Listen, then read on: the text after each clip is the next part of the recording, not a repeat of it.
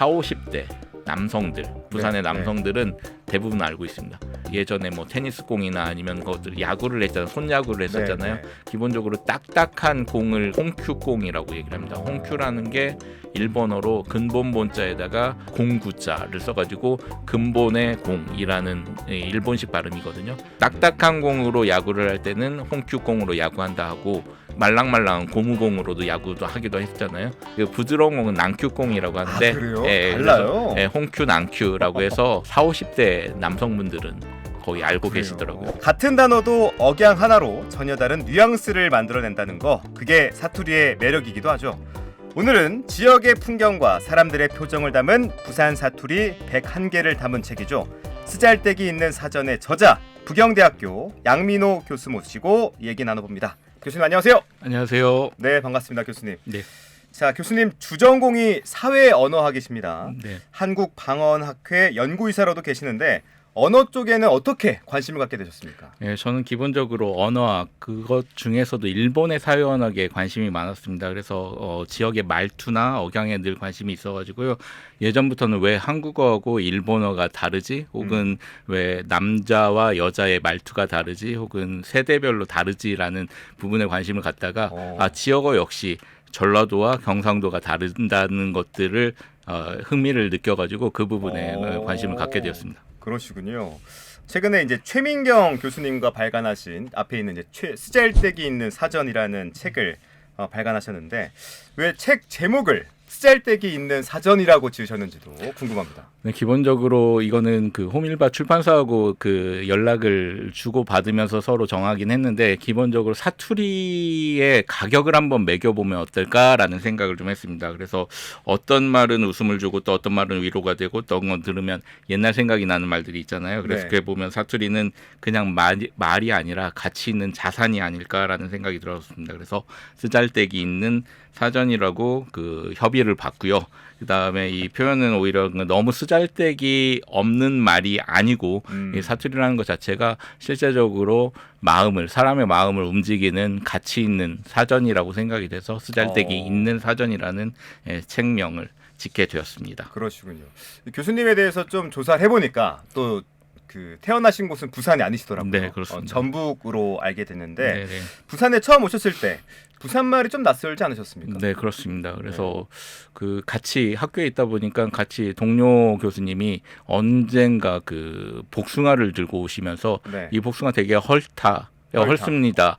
같이 드시죠라고 얘기를 했는데 그 헐타가 기본적으로 표준어의 뉘앙스상 생각을 하게 되면 뭔가 그 상태가 좋지 못한 느낌이라고 할 수 있는데 나중에 알고 보면 왜 이 헐타한 헐은 복숭아를 나한테 주지라는 생각을 했었었는데 결과적으로는 이게 싸고 푸짐하고 많아서 맞아요. 그 같이 동료들과 나눠 먹고 싶다는 그 부산 동료 교수님의 따뜻한 마음이었던 거를 나중에 알고 이런 것들은 좀 당황했던 적이 있었습니다. 맞습니다. 여기 쓰잘데기 있는 사전 책에도 헐타가 들어가 있잖아요. 네, 그렇습니다. 저도 그래서 읽다가 나도 이걸 되게 공감했었는데 헐타라는 표현이 이런 뜻이구나라는 생각을 했습니다.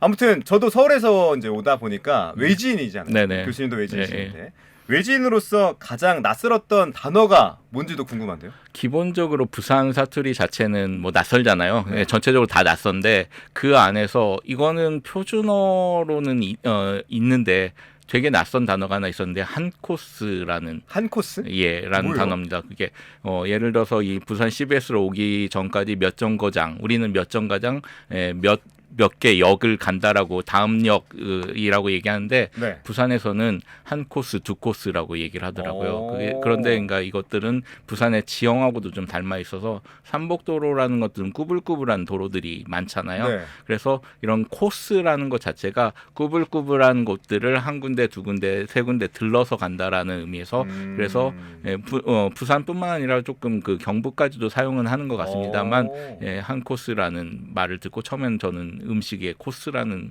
생각을 했는데 이게 너무 평범하게 흔하게 쓰시는 표현들이 있더라고요. 그래서 한 코스라는 게 되게 신선했습니다. 아마 직선도로였으면 한 레인이 될 것 같습니다. 그러니까요. 그러니까 그 하나라는 우리 고유어와 코스라는 영어가 붙어서 합성어가 된 거죠? 네, 합성어입니다. 그래서 따지고 보면 그 한 코스라는 말 자체를 보면 사투리는 아니죠.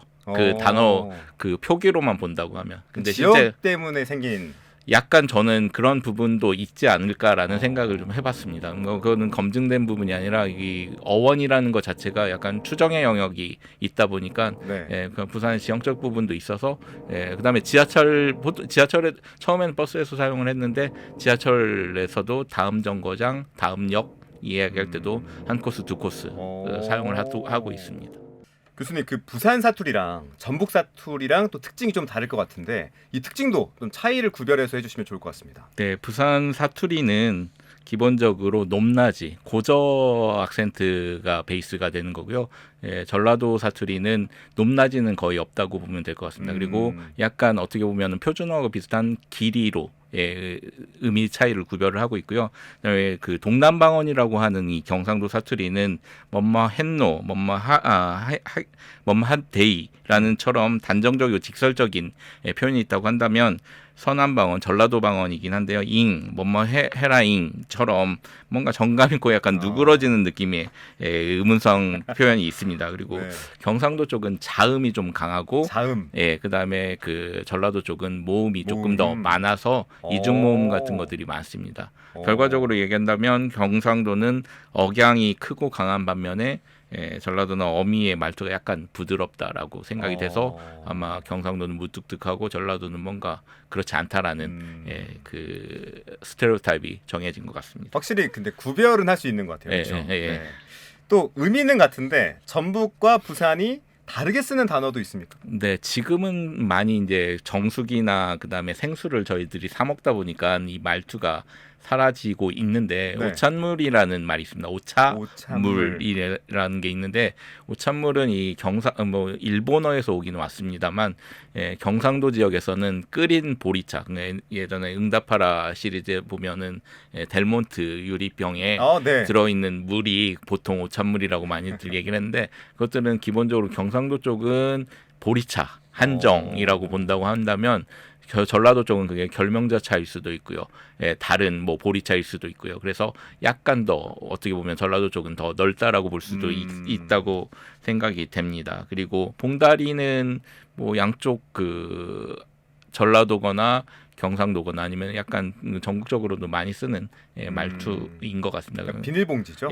봉다리. 근데 봉다리 하나만 놓고 봤을 때는 종이봉다리. 그 예전에 그 치킨 아버지가 통닭 사왔을 때 퇴근길에 그 노란 봉다리 느낌이 제일 강합니다. 근데 앞에 비닐이 붙어가지고 요즘은 비닐 봉다리라고도 하고 최근에는 뭐 이제는 그 재활용 때문에 돈을 주고 사는데 그 전에는 검정 비닐 봉다리의 그렇죠. 의미로 전환이 됐던 것 같습니다. 네, 이건 좀 생소했는데.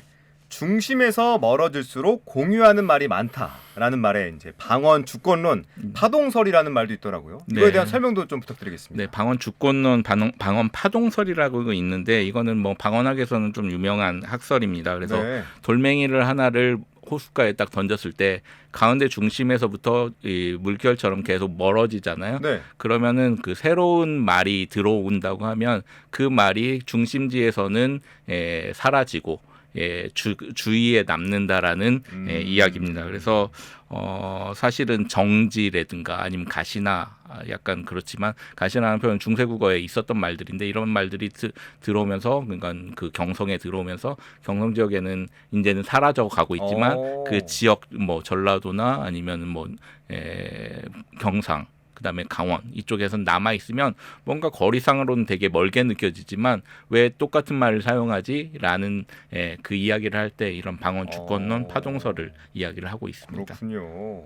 또 이제 사투리하면 성조, 뉘앙스를 또 빼먹을 수가 없는데 이 성조와 뉘앙스에 따라서 한 단어의 쓰임새가 다양해지는 게 매력이지 않겠습니까? 네, 부산 사투리의 뭐 가장 큰 특징이라고 볼 수가 있는데요. 저도 그렇고 그 같이 책을 쓰신 최민경 교수도 그런데 어대라는 표현이 되게 신기했습니다. 어대. 그러니까 기본적으로 뭐 어디라는 뭐 장소를 묻는 어디 장소의 지시 대명사긴 한데 네. 상상하지 못할 의미를 가지고 있습니다. 뭔가 죄송합니다 이야기를 할 때 어대에 뭐 해가지고 진짜요?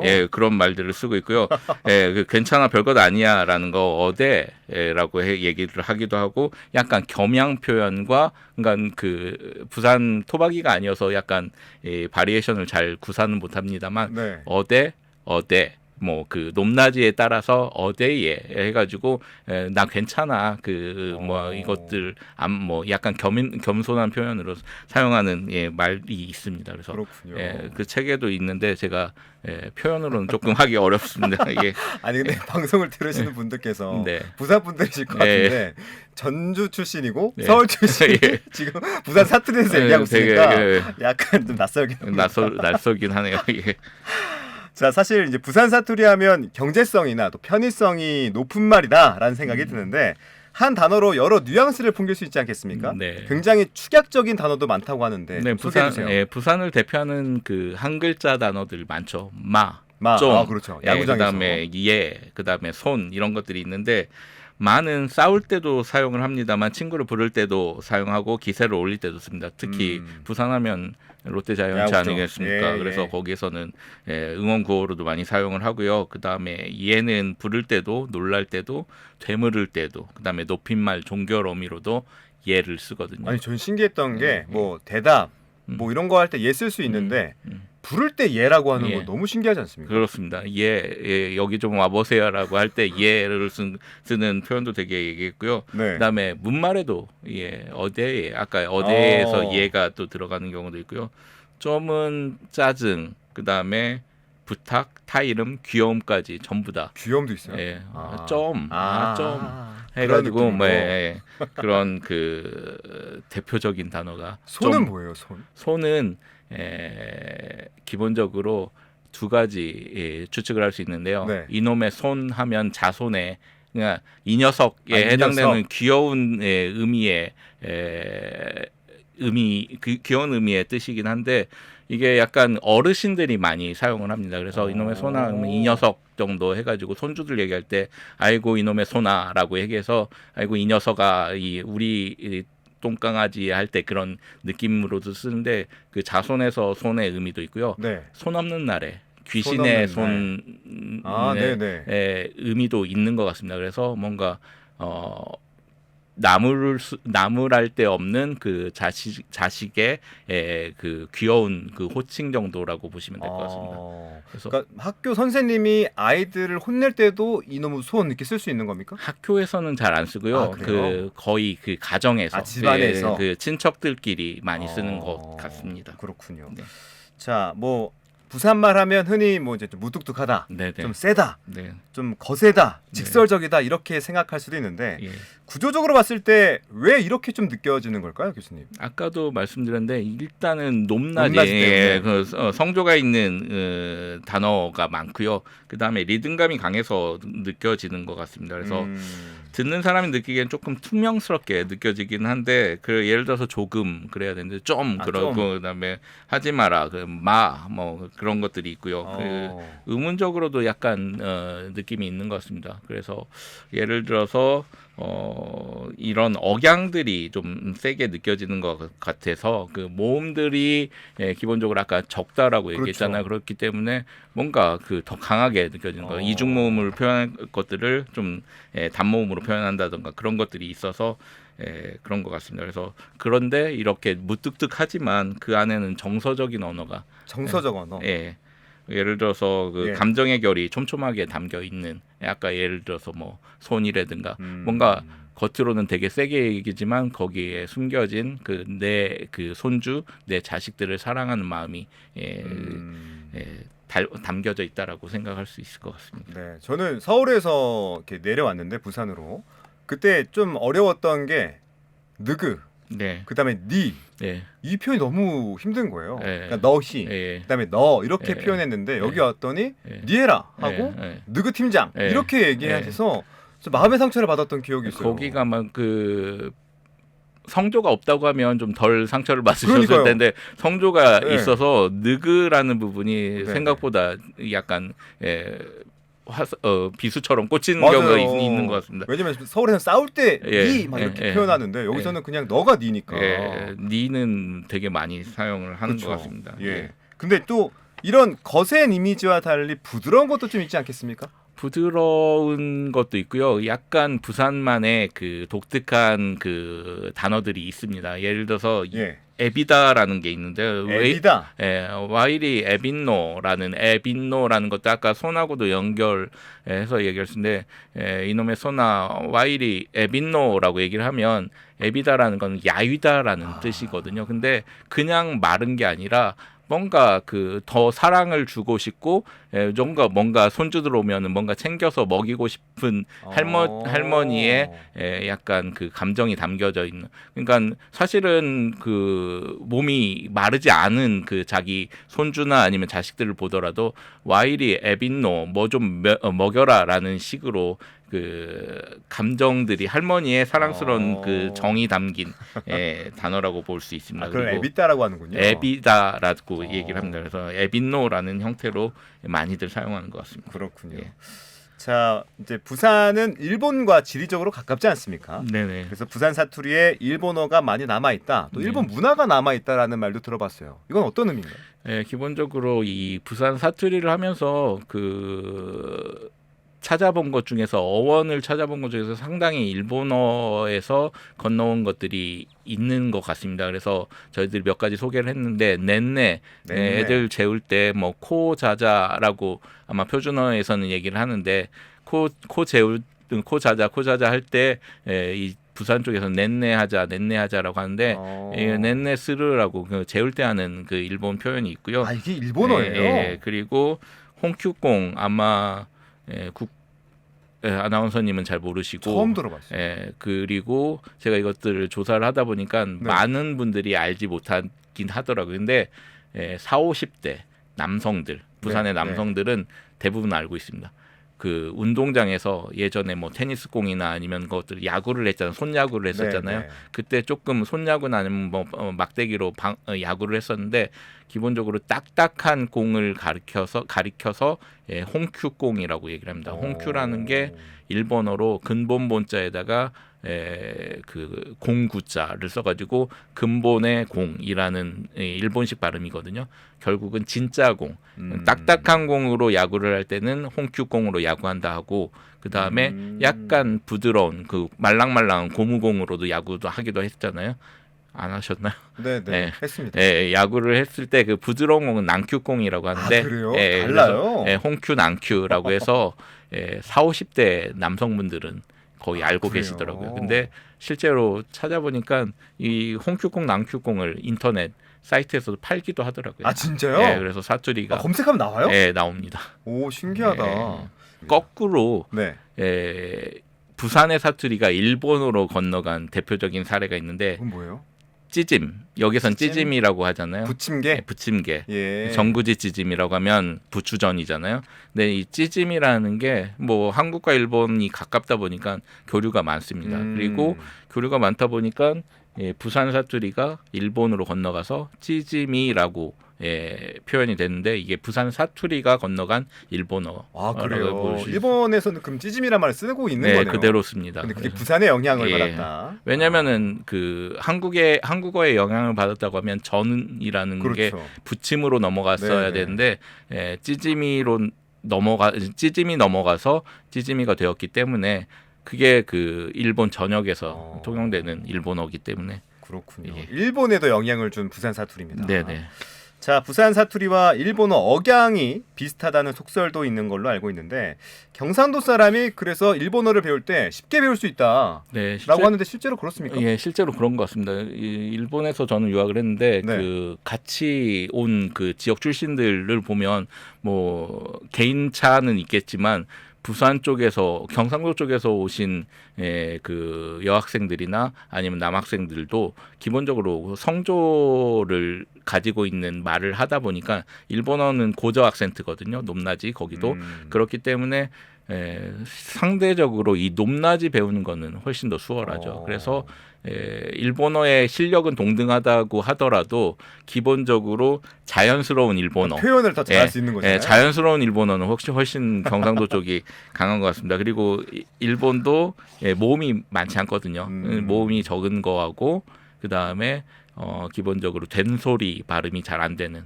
살 이런 그렇죠. 부분들도 일본어하고 많이 또 흡사한 부분이 있어서 훨씬 더 일본어를 배우기 좋은 여건을 가지지 않았을까라는 생각을 해봅니다. 그럼 실제로 언어학적으로 닮은 부분들이 분명 있군요. 네, 있습니다. 알겠습니다.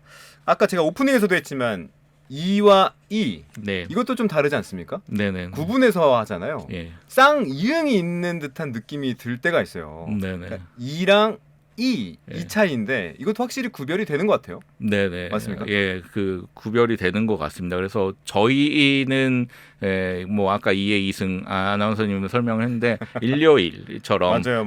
그런 것들이 뭔가 중간에 발음이 하나 섞여 들어간 느낌이 드는 것 같습니다. 네. 자, 부산의 지형 혹은 역사가 반영된 사투리도 있다고요. 어떤 게 있습니까? 기본적으로 부산은 지형적인 영향이 많아서 네. 그 아까 얘기했듯이 뭐 바닷일과 관련된 업에 종사하신 분들이 많아서 기본적으로 말을 길게 하면 훨씬 더 위험한 부분이 많습니다. 그러니까 뱃일을 하시는데 뭔가 이야기를 하는데 멀리서 고함을 쳐야 되잖아요. 이야기를 하고 전달해야 되는데 그래서 좀 마라는 부분이 기본적으로 해안가에 위치한 부산의 말투가 그래서 약간 좀 줄었다라는 부분도 있고 어휘적인 부분에서도 바다와 관련된 그다음에 생선 이름과 관련된 것들이 훨씬 다른 지역에 비해서 많이 있습니다. 예를 들어서 납세미라고 하는 것 가자미의 사투리거든요. 들어보셨나요? 아니요, 처음 들어봤어요. 책이 있긴 하던데. 가서 그 시장 같은 데 보면 납세미라는 말들이 많이 붙어 있습니다. 그래서 납세미가 뭐지 가자미하고 비슷하게 생겼는데 가자미라고 보시면 될 것 같고요. 빨간 고기 들어보셨나요? 빨간 고기? 예. 아니요.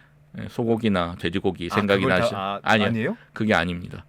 눈 볼 때라고 해서 고기, 물고기가 그 빨간 거 볼락 이런 그런 것들을 빨간 고기라고 합니다. 보통 납세미는 좀 일반인들도 잘 먹고 이 빨간 고기라는 거는 눈 볼 때 아마 그 시장에서 많이 보셨을 거예요. 빨간색 고기, 네. 빨간색 물고기. 그런 것도 눈 볼 때 표준어로 이야기한다고 하면 눈 볼 때 이런 건데 그런 단어들이 실제적으로 부산에서는 빨간 고기라고 얘기를 하더라고요. 저도 빨간 고기 처음 듣고 이 빨간 고기 왜 빨간 고기지? 색깔로 봐서는 알겠는데 네. 다른 지역에서는 절대 쓰지 않는 표현이라고 보시면. 또 아까 홍큐공, 낭큐공 이런 얘기도 해주셨지 않습니까? 네네. 공에 대한 얘기도 있고 방금 뭐 납세미, 빨간 고기 이런 얘기를 해주셨는데 이 세대를 지나면서 없어진 단어들도 있을 것 같아요. 네, 아까 말씀드렸듯이 손도 그 중에 하나고요. 그러니까 아이를 뭐 이놈의 소나 할 때 그 자식을 타이를 때도 쓰지만 뭐 애정을 담아서 쓰는 이 손도 있고요. 그 다음에 동전을 뜻하는 주리, 뭐 용돈이나 아니면 거스름돈을 뜻하는 주리가 있습니다. 주리 모르시죠? 예, 주리라는 게 동전인데 지금 동전을 거의 안 쓰다 보니까 말 자체가 이제 사라져가고 있고 정지라는 말을 했는데 부엌이라는 건데 아궁이를 떼서 하는 부엌들이 예전엔 정지였고요. 그런 것들인데 지금은 아궁이 자체가 사라지다 보니까 그리고 뭐 가스레인지나 아니면 전기레인지를 사용하다 보니까 부엌의 개념이 약간 바뀌었잖아요. 그래서 이런 정지나 뭐 이놈의 손이나 아니면 줄이 이런 것들이 점점 자취를 감춰가고 있는 단어들 중에 하나입니다. 동전을 갖고 줄이라고 표현했습니까? 그러면? 예, 뭐 100원, 뭐 500원 이런 거 어떻게? 그러니까 거스름돈 느낌입니다. 거스름돈. 예전에는 다 뭐 택시 타고 줄이 것들을 얘기를 할 때 그 거스름돈 얘기를 하는데 뭐 동전부터 포괄해가지고 크게 거스름돈 뭐 용돈까지 이야기하시는 분들까지 계시더라고요. 그러니까 줄이 줄게 일로 와. 그러니까 뭐 그 손주들한테 이렇게 그러는 것 같습니다. 확실히 이 어휘가 풍부해지는 느낌이 듭니다. 네네네. 자, 그럼에도 불구하고 절대 사라지지 않는 사투리도 있습니다. 이거는 어떤 게 있어요? 뭐 되게 다양할 것 같은데요. 기본적으로 맞나. 이거는 옳고 그름에 맞나 그르다, 맞다 그르다에 그게 뭐 저희들이 알고 있는 그 맞나의 그렇죠. 하나인데 아마 그 아나운서님은 많이 들으셨을 것 같습니다. 이 만나 이거 네. 얘기를 할 때 특히 학교에 있으면 캠퍼스에 있으면 학생들끼리 본인들끼리 밥 먹으러 가면서 만나를 되게 많이 하거든요. 상대방의 의견의 그 추임새 정도로 이야기를 또 이거 되게 신기했던 게 예. 왜 자꾸 맞는지 물어보지? 예, 예. 당연히 맞겠지라고 했는데 그러니까 계속 저희들은 만나냐고 그렇게 생각하는데 물어보더라고요. 만나 하고 이런 것들이 있는데 네. 기본적으로 의식하지 않아도 그 부산 쪽 사람들은 이 만나는 무의식 중에 쓰기 때문에 절대 사라질 수 없는 그러니까 너의 말을 단어로. 듣고 있어라는 태도도 되겠죠? 네, 상대방의 말을 잘 듣고 있다라는 그러니까 기본적으로 뭐 서울 쪽이나 아니면 다른 지역은 그냥 잘 경청하고 있잖아요. 네. 근데 경청의 표시로 부산 쪽에서는 서로의 의견 교환이라고 해야 되나? 의견 뭐 뜻은 없지만 그런 그 추임새라고 보시면 될 것 같습니다. 영어로 해가지고 나 네 얘기 잘 듣고 있어, 얘기 계속해라는 것이기 때문에 네. 이게 만약에 뭔가 의미가 있다라고 하면 그 개념이 사라지면은 단어들이 없어질 텐데 이것들은 그 이야기가 대화가 계속된다고 하면 절대 사라지지 않을 부산의 매우 중요한 그렇군요. 사투리라고 생각이 됩니다. 또 중요한 거 하나 있잖아요. 잠 온다. 잠 온다. 서울 쪽이나 아니면은 뭐 다른 지역에서는 졸리다라고 얘기를 그렇죠. 하는데 졸리다라고 하면 특히 여자들이 졸리다라고 하면 괜히 귀여운 척 예쁜 척 한다라고 얘기를 너무 하더라고요. 잠이 온다라고 잠이 온다가 잠이 온다인데라고 이야기를 할 수 있는데 네. 그것들을 부산 쪽 분들은 되게 네. 귀여운 척 아니면 그러니까요. 너무 뭔가 재수없다. 재수없다라는 네. 식으로 얘기를 하더라고요. 제가 한번 어디 가서 졸리다고 했더니 네. 약간 좀 이상하게 쳐다보고 특히 남자가 졸리다라고 하면 뭔가 더 이쪽에서는 더 닭살 돋는 약간 느낌이 들 것 이상한 같습니다. 눈빛으로 쳐다보는 그 장면들을 네, 네. 잊지 못합니다. 자, 또 사투리 하면 말로 설명할 수 없는 느낌, 또 네, 네. 상태를 나타내는 단어들도 분명히 있죠. 네네네. 기본적으로 그 사투리는 풍부함을 가져다 주는 것 같습니다. 예를 들어서 통증을 느끼는 단어들이 아프다, 뭔가 욱신거린다, 그다음에 쑤신다라는 것들이 표준어가 있다고 하면 부산에만 있는 그 우리하다. 근데 우리하다도 있고요. 그다음에 길게 해서 우리하다, 달라요 그게. 해서 뭔가 통증이 더 깊은 느낌인데. 그래요? 우리하다를 제가 조사를 하면서 너무 힘들었던 게 네. 그 제가 이 통증을 느껴보지 못해서 설명할 길이 없었는데 어떤 분이 말씀을 해주시더라고요. 뭔가 병원 가기에는 애매하고 그렇다고 가자니 뭔가 귀찮고 그래서 오늘 저녁에 그 부산은 특히 목욕탕이 많잖아요. 그래서 네네. 목욕탕에서 가서 한 1시간 몸 담그고 나오면 뭔가 나을 것 같은 그런 그 느낌의 통증이라고 보면 될 것 같습니다. 그래서 실제적으로 그 다음 날 나을 수도 있고요. 좀 그 통증이 편해질 수도 있고 편하지 않지만 그런 느낌으로 우리해서 오늘은 목욕탕 좀 가야 되겠다라는 식으로 표현할 것 같습니다. 뭔가 언젠가는 이 우리하다는 제 입으로 쓸 날이 올지도 모를 것 같습니다. 그래요. 저도 우리하다라는 표현이 무슨 뜻이지? 우리할 때 그 우리를 말하는 건가 싶었는데. 근데 그게 아픔에 대한 아나운서님하고 저는 표현을 잘 못하지만 아마 저희 그 듣고 있는 청취자분들은 우리하다라고 아마 본인들이 깨달을 것 같습니다. 너는 이것도 모르나 이러고 생각하실 것 같습니다. 그런데 부산 사람들 입장에서는 이게 사투리였어? 라고 생각하는 부분들도 있을 것 같아요. 역으로. 어떤 것들이 있습니까? 그런 것 중에 뭐 아까 한 코스도 마찬가지였고요. 그다음에 기본적으로 뭐 한바닥도 마찬가지고요. 숙제를 그 초등학교 학생들한테 숙제 한바닥 해와라고 하면 한 장이 아니고 한 쪽을 의미하거든요. 근데 한 바닥 두 바닥 얘기를 하거든요. 근데 어렸을 때부터 많이 들었던 표현이라고 합니다. 그래서 한 바닥도 있고 그다음에 제가 느꼈던 거 뭐 서울 출장 갈 일이 있어서 부산역 근처를 뭐 택시를 타고 가나 아니면 대중교통을 이용해서 가는데 거기 가다 보면 양분식이라는 가게들이 좀 보입니다. 양분식. 처음에는 상호명들이 있어서 상호명은 밝힐 수는 없지만 무슨 양분식이 있는데 끊어 읽는 부분들을 저는 잘못 읽었거든요.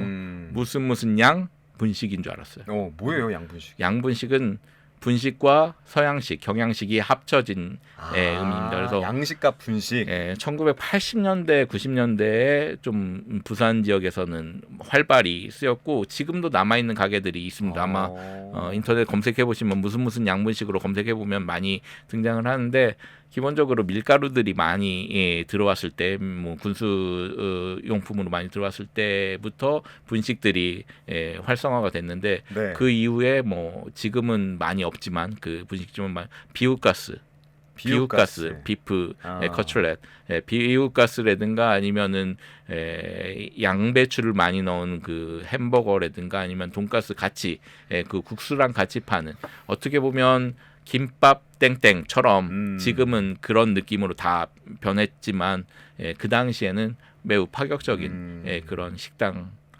스타일이었던 것들이 네. 양부식인데 이것들을 부산 친구들한테 이야기하다 보면 이게 사투리였어라고 하는 것들이 있습니다. 그리고 되게 재밌게 느꼈던 건데 바보 축구 온달이라는 말이 있습니다. 제 그 책의 제일 마지막에 나오는 바보 축구 온달인데 네. 이 바보야라는 느낌인데 그것들을 바보 축구 온달을 붙여가지고 세 개의 단어가 합쳐져 있는 다 거예요? 세 개 단어가 합쳐졌는데 하나하나 끊어보면 전부 다 네. 표준어예요. 바보, 축구, 온달. 예. 근데 그게 합쳐져가지고 뭔가 친구를 놀리거나 할 때 이 바보야라고 놀릴 때 바보 축구 온달 같은 놈아라는 식으로 얘기를 하더라고요. 그래서 그래요? 그게 되게 신기했습니다. 근데 네. 그 축구는 우리가 알고 있는 사커는 아닌 것 같고요. 찾아보니까 축귀에서 온 느낌. 무슨 뜻이에요? 그러니까 뭐 축귀? 짐승과 같은 그런 느낌인 것 같을 때 말이 그렇다 뭐 한자를 뭐 어렸을 때 잘 그 뜻까지 해서하는 게 아니라 뭔가 어감이 좋으니까 바보 온달의 온달 장군. 그래서 바보 축구 온달 해가지고 이쪽 지역에서는 되게 잘 쓰는 표현이 있는 것 같더라고요. 네.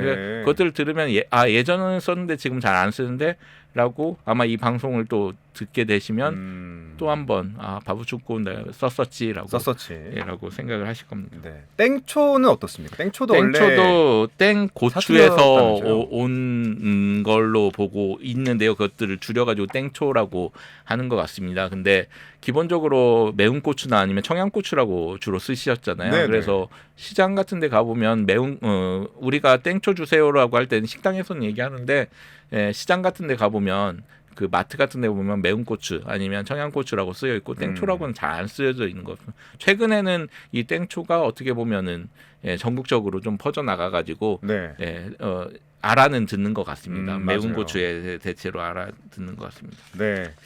자, 사투리가 전국에서 통용되는 공통어가 되는 경우도 있다고 하던데 이걸 신방언이라고도 표현하더라고요. 어떤 사례들이 있습니까, 교수님?